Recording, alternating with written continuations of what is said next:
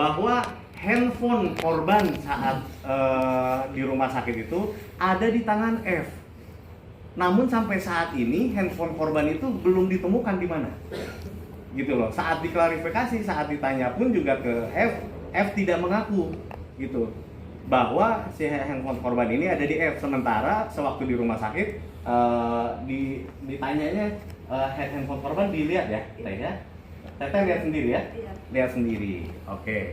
Nah, itu kejanggalan yang pertama. Yang kedua, seperti dijelaskan oleh rekan senior kami, Pak Yopi Gunawan, ada 2 lagi tersangka yang tidak ditahan. Berdasarkan press release dari Polrestabes Kota Bandung, 2 tersangka yang tidak ditahan ini kasusnya adalah merintangi penyidikan. Ini yang menurut hemat kami, ayolah pihak kepolisian, ayo kita sama-sama transparan. Ayo kita sama-sama bahu-membahu demi terangnya perkara ini. Kami siap support. Kami siap satu halaman dengan pihak kepolisian. Yuk kita kumpulkan pasal-pasal yang sedang berserakan gitu loh. Karena ini kejadian tanggal 9, datang ke kami pun tanggal 19 begitu ya. Sehingga ya kami selaku kuasa hukum hanya bisa berbicara masalah data. Begitu loh. Bahan-bahan keterangan itu pun juga kami kumpulkan atas pengakuan-pengakuan si korban, atas pengakuan-pengakuan terduga pelaku. Itu pelaku C itu membuang barang bukti. Pisau yang dipakai untuk menusuk itu dibuang di daerah Taman Sari, Kota Bandung. Itu diakui langsung oleh C. Dia yang bawa motor berdua sama A, begitu loh, ya kan? Setelah diselidiki, ini kan awalnya di preskon itu tentang tukar menukar pasangan. Ini mohon maaf, saya harus bilang keempat-empatnya ini wanita. Sekali lagi keempat-empatnya ini wanita, gitu loh, ya kan? Memang ada hubungan romansa antar mereka, gitu ya. Ada hubungan romansa antar mereka sehingga penyebab berdasarkan pengakuan si terduga pelaku ini adalah ada hasil texting atau hasil chatting antara korban dengan F yang menjelek-jelekan pelaku A yang sekarang ditahan di Mapolrestabes, gitu loh, ya kan. Namun tetap pertanyaan kami adalah kenapa ini ada 3 pelaku hanya 1 yang ditahan, begitu. Ayolah kita sama-sama buka apa yang bisa kami bantu demi terungkapnya, demi terang benderangnya kasus ini, gitu loh, ya. Dan kami juga mendapatkan bahwa korban ini juga belum diotopsi. Kami mendorong pihak kepolisian, kami mendorong teman-teman penyidik, ayo kita bersama-sama lakukan dulu ekshumasi, ya, karena ini korban ini meninggal dengan cara yang tidak wajar menurut kami, gitu loh. Dan sudah jelas sesuai dengan press release-nya pihak Polrestabes bahwa korban ini meninggal karena dibunuh, ya. Ayo coba kita lakukan ekshumasi, gitu loh, dan kumpulkan juga saksi-saksi lainnya. Ketika kuasa ini datang ke kami, yang pertama kami lakukan adalah melakukan gelar internal. Kami lakukan gelar internal, lalu kami lakukan investigasi mandiri. Ketika kami lakukan investigasi mandiri, kami menemukan 3 orang saksi yang belum diperiksa oleh pihak Polrestabes, yaitu Tuan O, Nona O, dan Tuan H. Tuan O dan Nona O ini mereka yang membantu mengangkat korban sewaktu terjadinya pembunuhan pada tanggal 8 dini hari, gitu ya. Tuan H ini adalah pemilik dari kos-kosan. Mereka 3-tiganya belum diperiksa. Kami tanya langsung waktu di lapangan, gitu. Mungkin itu yang dapat saya jelaskan, Pak Pablo. Ada yang mau ditanya dari teman-teman media? Oke, berarti motifnya apa, Bang? Iya, berarti motifnya apa? Gini, yang saya mau tanyakan gini, Bang. Pertama, ini si Pak Ziur satu katanya mabuk-mabukan, ada miras di situ. Itu yang pertama. Yang kedua, penggiringannya adalah isu begal yang diteriakkan. Tapi di sini tadi saya searching segala macamnya itu ada luka tusukan dan di dalam kos-kosan. Ya. Bisa ditanya nggak, Bang? Seperti apa sebenarnya? Ya, jadi kalau tadi ada pertanyaan juga, apakah motifnya? Nah, ini yang memang kami pertanyakan kepada pihak penyidik karena berdasarkan press release dari Polrestabes Bandung yang menyatakan bahwa adanya indikasi tukar menukar pasangan. Sementara pada saat pengecekan pertama, pada saat jenazah dicek ya Teh ya, oleh bidan dan lain-lain, ditemukan bahwa Dibo almarhum itu masih keadaan perawan, betul ya?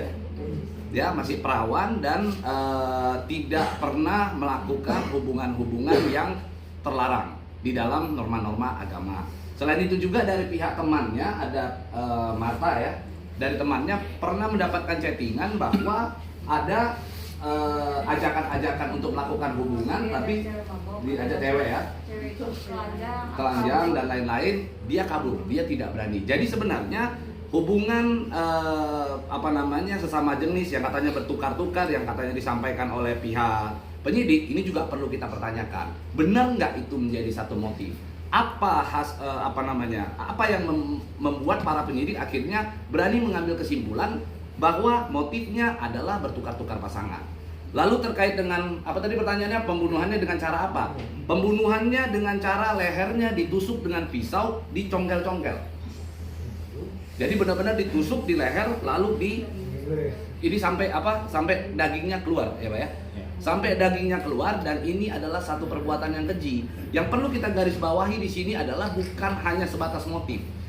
Justru yang harus kita pertanyakan adalah motif penyidik yang akhirnya dua pelaku yang jelas-jelas melakukan perbuatan dugaan pembunuhan tersebut ditangguhkan atau tidak ditahan.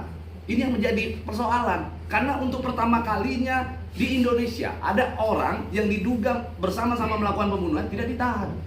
Kita bisa ambil contoh kecil, kasus Ferdy Sambo dulu. Putri Candrawati, dia tidak melakukan pembunuhan, dia bahkan di ruangan yang terpisah. Dia hanya katanya menyampaikan bahwa dirinya dilecehkan oleh almarhum Joshua, tapi akhirnya dia juga ditetapkan sebagai tersangka, ditahan. Padahal beda ruangan. Ini di ruangan yang sama. Dan bayangkan, kos-kosan itu adalah kos-kosan saudari Feby. Saya sebut namanya saja, jadi saya tidak menggunakan inisial. Saudari Feby yang ditangguhkan oleh penyidik.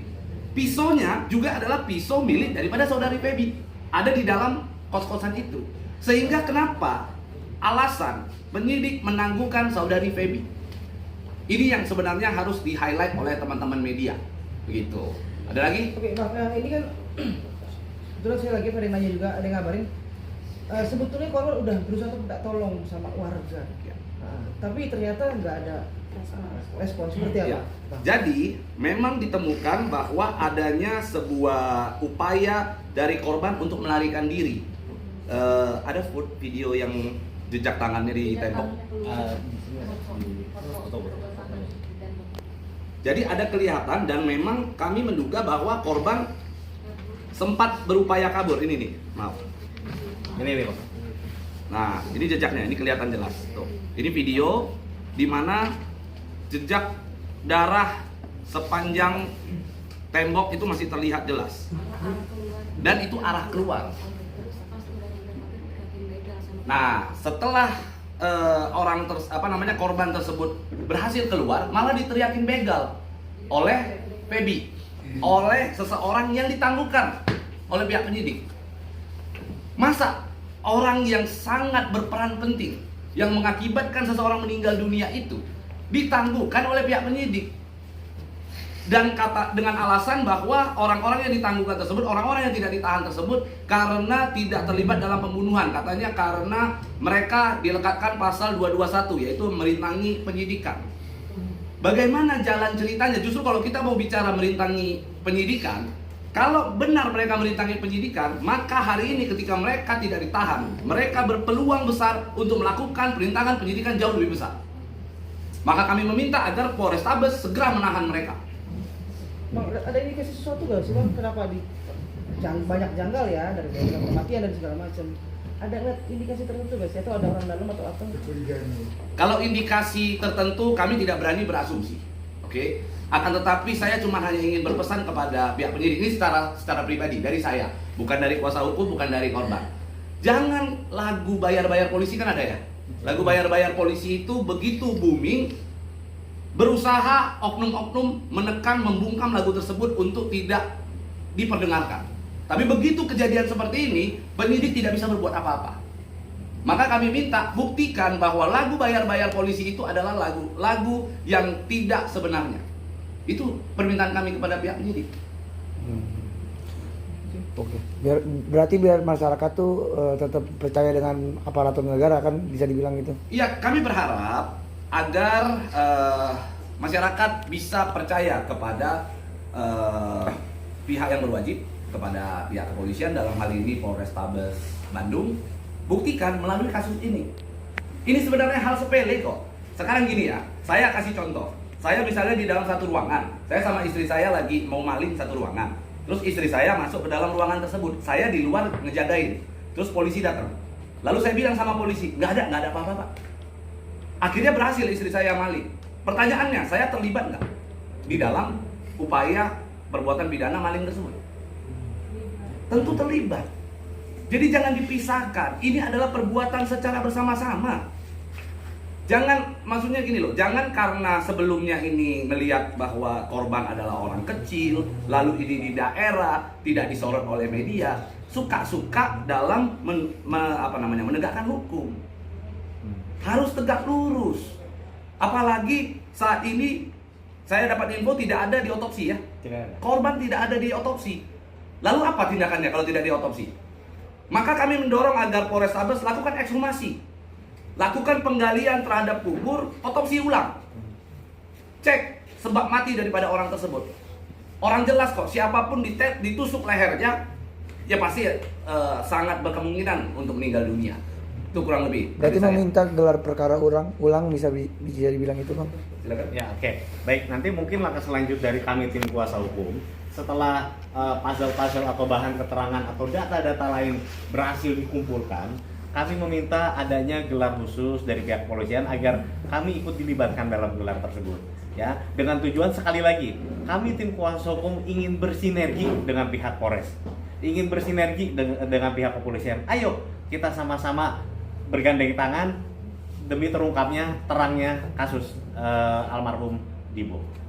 Ya, Bang, ini kakaknya Bang, berarti Bang ya? Ini kakaknya. Boleh tanya, korban sendiri dengan pelaku itu hubungannya apa, Kak? Boleh tahu nggak?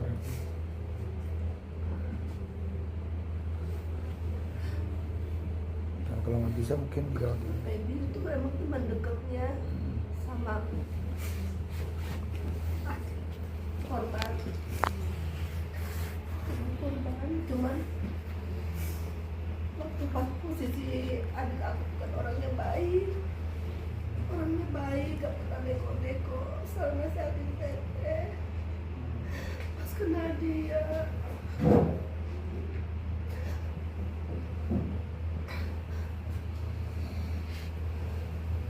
Oke, mungkin mohon izin ya teman-teman ya, karena klien kami pun juga saat ini masih dalam masa kedukaan. Izin mungkin kami bantu untuk menjelaskan bahwa memang betul dari keterangan dari klien kami bahwa F ini ada hubungan spesial dengan korban, gitu ya. Dan C ini ada hubungan spesial dengan A. Gitu bahan keterangan yang bisa dapat kami berikan. Mungkin alasan Berarti ada mungkin faktor cinta segitiga atau gimana, ada kecemburuan atau arah situ Bang, mungkin Bang? Ya, saat ini kami masih belum bisa menyimpulkan apapun karena kami masih ingin beraudiensi dengan pihak Polrestabes. Yang mana memang harusnya jadwalnya kemarin, namun pihak penyidik langsung konfirmasi ke kami, tim kuasa hukum, pihak penyidik itu lagi berhalangan sehingga dijadwalkan ulang pada hari Jumat, gitu loh, untuk audiensi antara tim kuasa hukum dengan tim penyidik. Kami harap dan kami rasa tim penyidik pasti bisa bergandengan tangan dengan kami demi terungkapnya kasus ini ya, Pak Direktur ya. Bang, berarti penegasan sekali lagi bahwa dua tersangka ini masih bebas berkeliaran di luar, Ya. dan bisa saja tidak menutup kemungkinan untuk menghilangkan segala macam untuk barang bukti. Ya itulah yang kami takutkan dan itulah yang kami khawatirkan lah ya, itulah yang kami khawatirkan. Makanya kenapa Bang Pablo segitu kencangnya sebagai penggiat hukum, segitu kencangnya membantu kami semua di sini selaku praktisi hukum ya Bang ya. Tentunya kami mengkhawatirkan pasal yang diterapkan ini perintangan penyidikan ini sesuai dengan press release ya, sekali lagi sesuai dengan press release dari Polrestabes ya. Kami mengkhawatirkan justru dengan diterapkannya pasal ini dan ditangguhkan, kami takut takut hilang barang-barang bukti lainnya gitu loh. Seperti contohnya handphone korban pun sampai detik ini belum disita oleh pihak polisian. Nah ini yang kita takutkan gitu. Padahal jelas-jelas handphone korban itu ada dipegang oleh saudari Feby pada saat di rumah sakit ya Teh?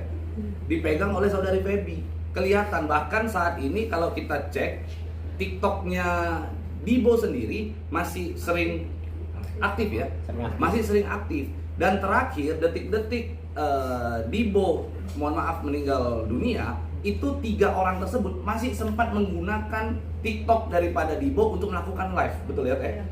Dan itu dilihat oleh banyak orang. Sehingga sangat jelas sekali, sangat terang sekali bahwa ketiga orang tersebut diduga melakukan pembunuhan tersebut secara bersama-sama. Dan ini untuk informasi kepada teman-teman. Saya banyak ngobrol dengan Teh Hani selaku kakak daripada Dibo. Beliau menyampaikan bahwa Dibo tersebut adalah orang yang sangat baik. Dibo tulang punggung daripada keluarga. Dibo jual gorengan untuk menghidupi keluarga. Bahkan Dibo sempat menjadi ART, asisten rumah tangga untuk menghidupi keluarga.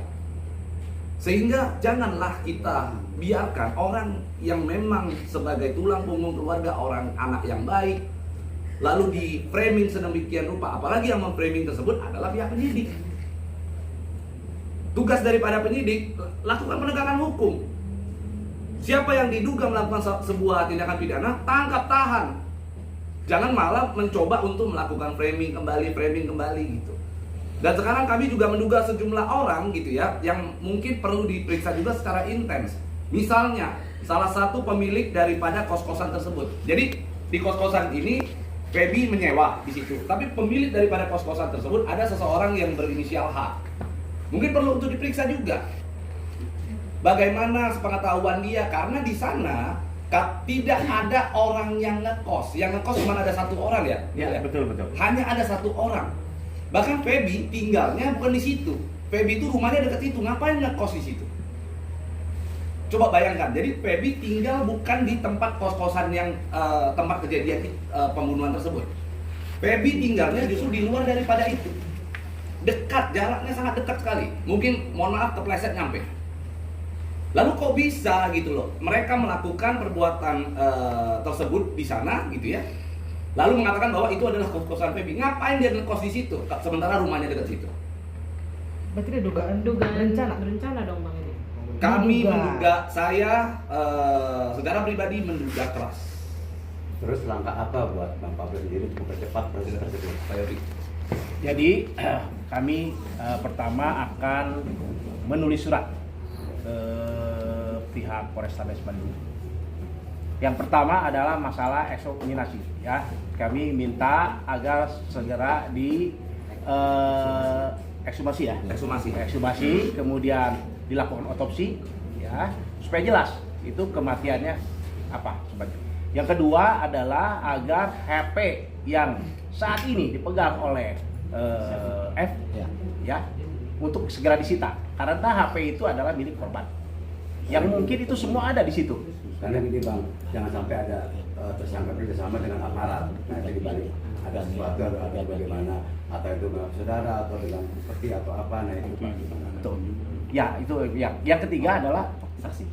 Nah, kita akan meminta penyidik untuk memeriksa saksi-saksi, ya saksi-saksi semua yang kita sudah investigasi di sana, nah, untuk diperiksa.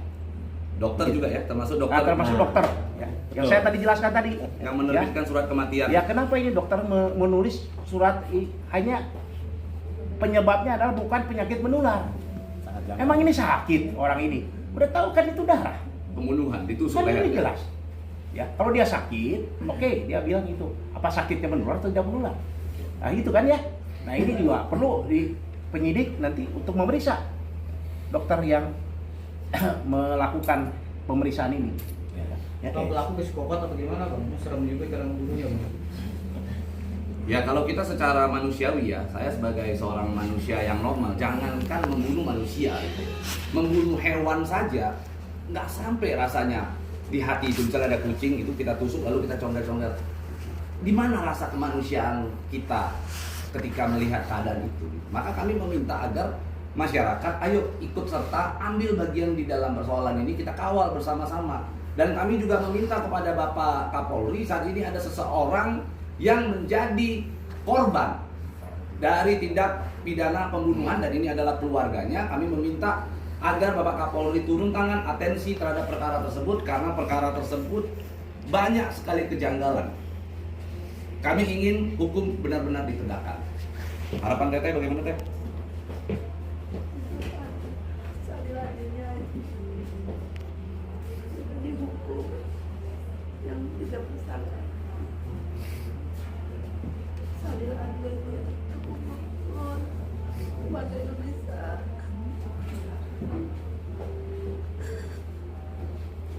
Aku sama adik aku, dia orang baik, nggak pernah macam-macam, nggak pernah minum, nggak pernah obat-obatan.